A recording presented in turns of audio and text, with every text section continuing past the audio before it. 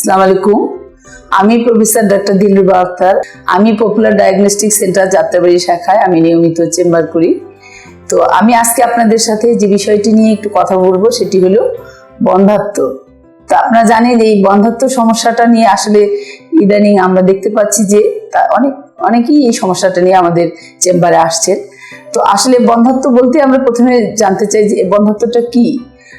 একজন স্বামী স্ত্রী দুজন একসাথে যদি 1 বছর বসবাস করার পরেও যদি তারা নিয়মিতভাবে তাদের স্বামী স্ত্রী মেলামেশার পরেও যদি বাচ্চা না হয় তাহলে আমরা তাকে বন্ধ্যাত্ব বলে থাকি।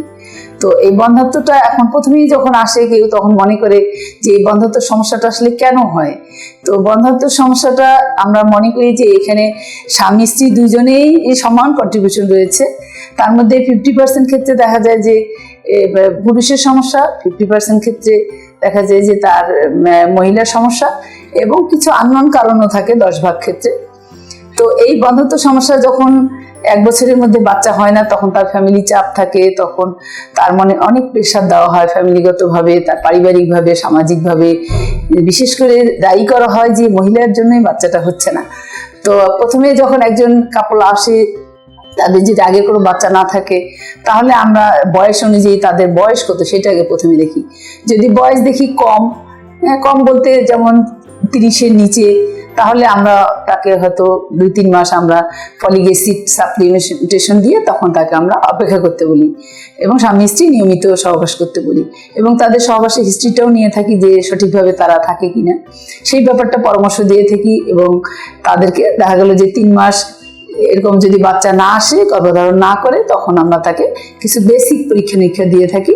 যেমন পুরুষের ক্ষেত্রে আমরা প্রথম একটাই পরীক্ষা দিয়ে থাকি, সেটা হলো সিমেন অ্যানালাইসিস, স্বামীর বীর্যটা পরীক্ষা করা। আর মেয়েদের ক্ষেত্রে আমরা দেখি যে তার আসলে যে কারণগুলি থাকে সেই কারণগুলির মধ্যে আমরা প্রাথমিকভাবে মনে করি যে সমস্যাটা কোথায় কোথায় হইতে পারে। তো আমরা প্রথমে স্বাভাবিকভাবে ধরে নেই যে তার ডিমটা অথবা ওভুলেশনটা ঠিকমতো হচ্ছে কিনা।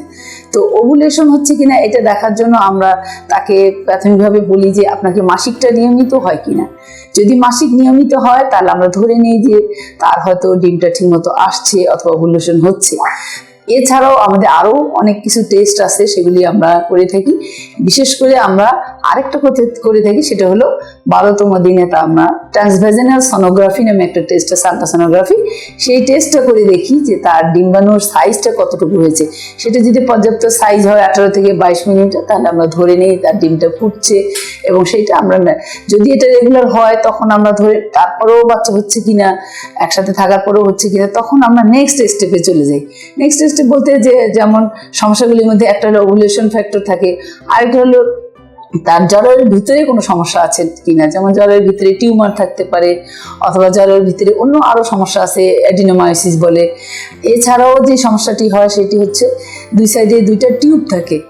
টিউবের মধ্যে যেমন এখানে দেখেন, এখানে এই 2 সাইডে 2টা টিউব দেখা যাচ্ছে, যে এই ওভারির সাইড দিয়ে 2টা টিউব আছে। তখন আমরা এটা হলো ইউট্রাসের যদি সমস্যা তার ঠিক থাকে, হ্যাঁ, এবং যদি তার ওভুলেশন ঠিক মতো হয়, মানে ডিমটা ফুটছে, তখন আমরা মনে করি যে এই টিউবটা ঠিক আছে কিনা।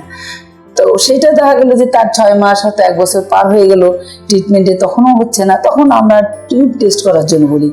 তারপর টিউবটা যদি ঠিক থাকে তখন আমরা তাকে ওভুলেশন ইন্ডিউসিং ড্রাগ, ফলিক অ্যাসিডের পাশাপাশি ওভুলেশন ইন্ডিউসিং ড্রাগ দিই আবার স্বামী স্ত্রী আমরা একসাথে থাকতে বলি।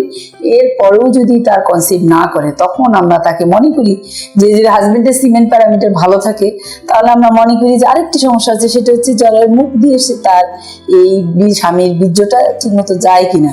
সেটাকে বলা হয় যে এই যে সার্ভাইকাল ফ্যাক্টর, মানে জলের মুখের সমস্যা। সেই মুখের সমস্যাটাকে রিকভারি করার জন্য আমরা সাধারণত একটা পদ্ধতি, সেকেন্ড স্টেপ, আমরা স্টেপ বাই স্টেপ আমরা এই বন্ধ্যাত্ব চিকিৎসাগুলো দিয়ে থাকি। তো প্রাথমিক স্টেজে আমরা ওভুলেশন ইন্ডিউসিং ড্রাগ দিই। দ্বিতীয় স্টেপে গিয়ে আমরা ওই টিউবাল প্যাটেন্সি টেস্ট করার পরে তাকে আমরা ইন্ট্রা-ইউটেরাইন ইনসেমিনেশন বলে IUI, এটা আমরা করতে দিয়ে থাকি।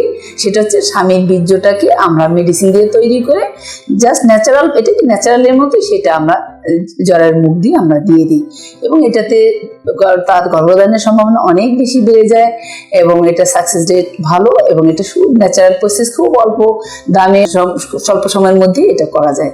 তো এরপরেও আমরা দেখি যে বেশিরভাগ ক্ষেত্রেই দেখা যায় যে আসলে প্রথম স্টেপেই হলো 80% ক্ষেত্রে হয়েই যায় কনসিভ, আর এর বাকি থেকে যে অংশটা তার মধ্যে দেখা যায় যে বাকি 10% ক্ষেত্রে দেখা যায় যে এই আইওআই পর্যন্ত লাগে, আর বাকি যে 10% থাকে এদের ক্ষেত্রে হয়তো থার্ড স্টেজে যেতে হয়। সেই থার্ড স্টেপ হলো আইভিএফ অথবা ইনভিট্রো ফার্টিলাইজেশন, মানে বাইরে আমরা তৈরি করে তখন আমরা ভিতরে ট্রান্সফার করি। এটা বেশিরভাগ ক্ষেত্রে লাগে না, আমরা যেগুলো চিকিৎসা দিয়ে থাকি বেশিরভাগ ক্ষেত্রে 2 স্টেপেই কভার হয়ে যায়। তো দর্শক, আপনারা দেখলেন যে আসলে আমাদের এই বন্ধ্যাত্ব বিষয়টি আসলে যতটা জটিল মানে কি এতটা জটিল না, আমরা সেই পরামর্শ দিয়েই বেশিরভাগ সমাধান পাই। তো আশা করি আপনার এই টপিকটি সম্পর্কে আপনাদের জেনে আপনি অনেক কিছু জানতে পারলেন এবং আপনাদের যদি কোনো কোয়ারি থেকে আপনারা পপুলার ডায়াগনস্টিক সেন্টারে আসবেন এবং যোগাযোগ করবেন, ইনশাআল্লাহ আপনারা সুফল পাবেন। সবাইকে অনেক ধন্যবাদ। আসসালামু আলাইকুম।